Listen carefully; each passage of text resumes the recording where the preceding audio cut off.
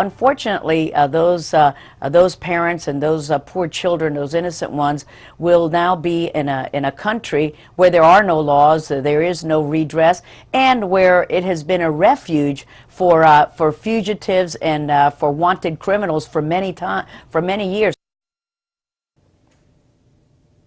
Now, the search for two kidnapped boys from Florida has turned to Cuba tonight. I'm Rockman Johnson. You're watching Bounce News at 7. Thanks so much for being with us. Now, authorities say 2-year-old Chase Haken and 4-year-old Cole Haken have arrived on the island nation. Patrick Oppman has the latest from Havana. U.S. law enforcement authorities say the Haken family may have come by boat to Cuba. U.S. State Department officials say they've asked the Cuban government for help in the case. But if you talk to Cuban officials, so far they're saying they haven't received any such request, and they aren't confirming whether or not the Haken family is in fact in Cuban custody. This kind of diplomatic dysfunction is very typical with the U.S.-Cuba relationship.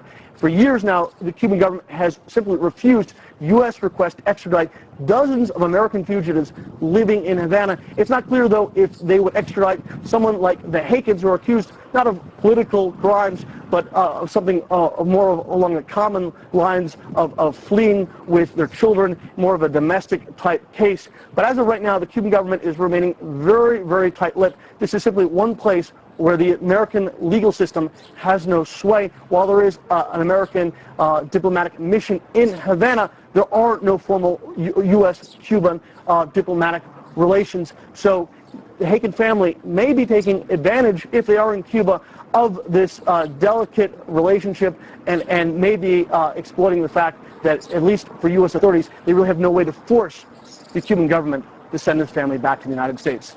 Patrick Oppman reporting from Havana, Cuba.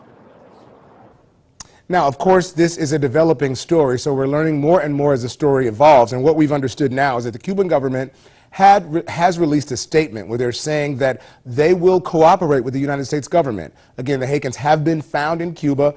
They got a boat that was rented, or that the father bought a boat, took it over to Cuba. And supposedly they have been spotted. I know CNN did, the CNN reporter was actually the first one to see them in Cuba, and that happened hours ago. But now, from what we understand, the Cuban government will be cooperating with bringing them back home. Now, on the line with us, we have Kwame Thompson, our resident legal eagle, and he's on Skype right now. Kwame, how are you?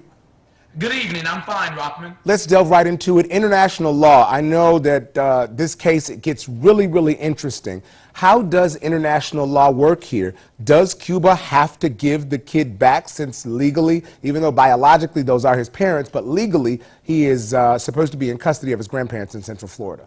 Yes, absolutely, Rockman. When the two young men, or young boys, were taken from their grandparents, it was a kidnapping under U.S. law. However, when the parents fled overseas to Cuba, now the laws that are governing these two children are actually the Cuban laws. And Cuba has no extradition treaty with America. And also, more importantly, Cuba has not signed on to the Hague Convention for child abduction, and I want to add that there are over 1,200 Hague Convention child abductions from America each year, which the FBI investigates. But Kwame, doesn't this go a little bit above and beyond that, doesn't it? I mean, I think that it's not really an extradition case, because they're kids. So wouldn't it have to do with some kind of other international treaty?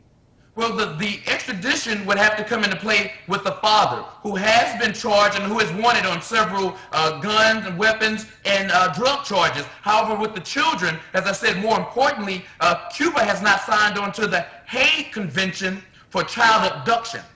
Okay, all right. We will be following this case. Again, those two boys, Cole and Chase Haken, were found in Cuba along with their father and mother, and we are still waiting results now to see exactly what the government's going to do. Kwame, thanks so much for joining us. Now, right now, thank you.